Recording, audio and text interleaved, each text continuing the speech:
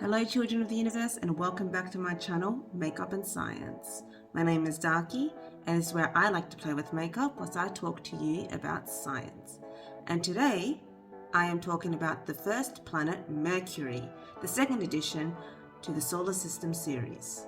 So if that sounds interesting to you, sit back, relax, and I'll get into it soon. First, I'd like to just say I am wearing a very pale foundation on purpose, and I am doing a color scheme to match the planet. I will leave all the products that I used in the description box below, so without further ado, I shall begin.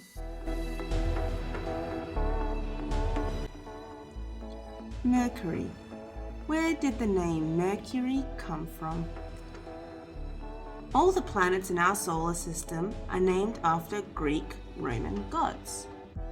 And just FYI, all Roman gods are named after Greek gods because the Romans just copied Greek mythology. So if you want to know more about mythology, just read up on Greek mythology and you're all set.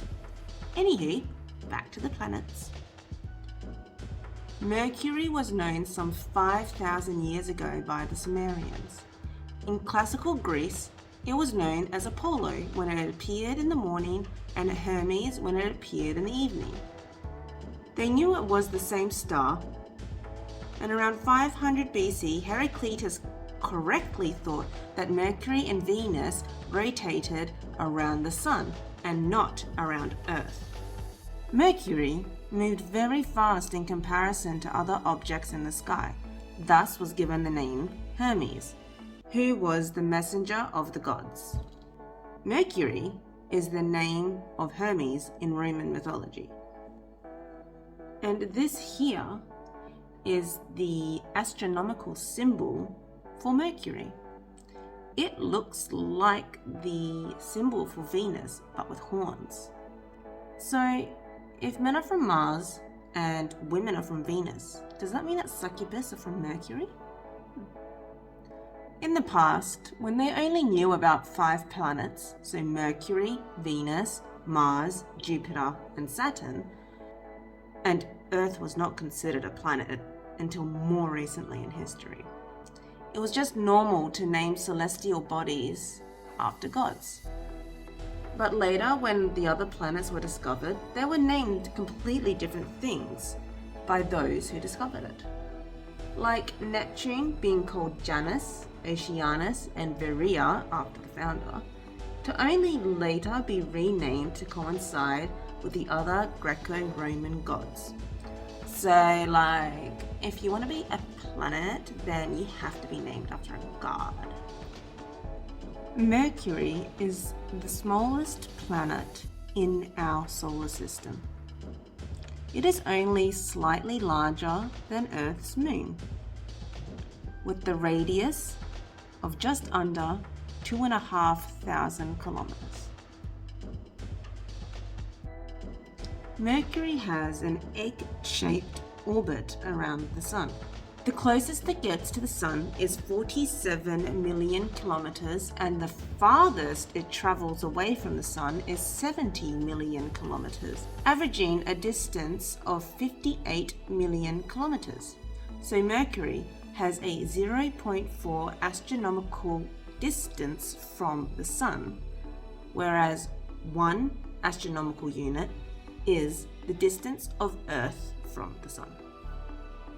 It takes 88 Earth days for Mercury to make 1 rotation around the Sun, traveling at the speed of 47 kilometers per second, making it the fastest planet in our solar system. But it takes 59 Earth days for the planet Mercury to rotate once on its axis, meaning 1 day on Mercury is 59 days on Earth. That means that Mercury has 3 days in 2 years. Interesting thing to know. Unlike Earth, Mercury does not experience seasons. Mercury's axis tilt is only 2 degrees, so it pretty much rotates around the sun upright the entire time, never really exposing its poles towards the sun. Mercury is the second densest planet in our solar system, the first being Earth. It has a large metallic core at the size of about 75% of its total size. The mantle is partly molten and is between 500 to 600 kilometers thick. So Mercury is a small planet, yeah, but it's actually continuing to shrink to this day. The tiny planet is made up of one continental sheet over a molten core. So, as the core cools, it shrinks and loses volume. What happens to the surface? Well, it crumples up. It creates lobe-shaped cliffs like wrinkles on the skin, some hundreds of kilometers long and high. Mercury's Great Valley is 1,000 kilometers long, 400 kilometers wide, and 3.2 kilometers deep, making it larger than the Grand Canyon in Arizona, USA, and deeper than the Great Rift Valley in East Africa. So even though Mercury is still tectonically active, it is suggested that there has not been any volcanic eruptions on Mercury for 3.5 billion years. Due to the planet's proximity to the Sun, it has been difficult for astronomers to study the planet Mercury. In 2004, a probe called Messenger was sent to Mercury. It orbited the planet twice in 2008 and once in 2009, and then settled into the planet's orbit in 2011. During Messenger's operational time, it had mapped the entire surface of Mercury before crash landing on the planet in 2015. Now, because Mercury is so freaking close to the Sun, Mercury's surface temperature can reach a scorching 450 degrees Celsius.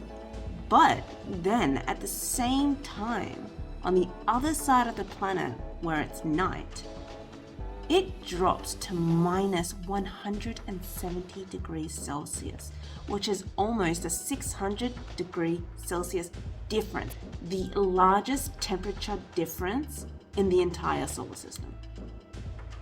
Yet, oddly enough, in 2012, Messenger's probe discovered pockets of ice inside the craters on the north pole of the planet, which is surprising because you'd think that the surrounding heat would be enough to evaporate water molecules. This photograph provides one of the best true-to-color images of Mercury, and as you can see, it's 50 shades of grey, and what I've based my look on today.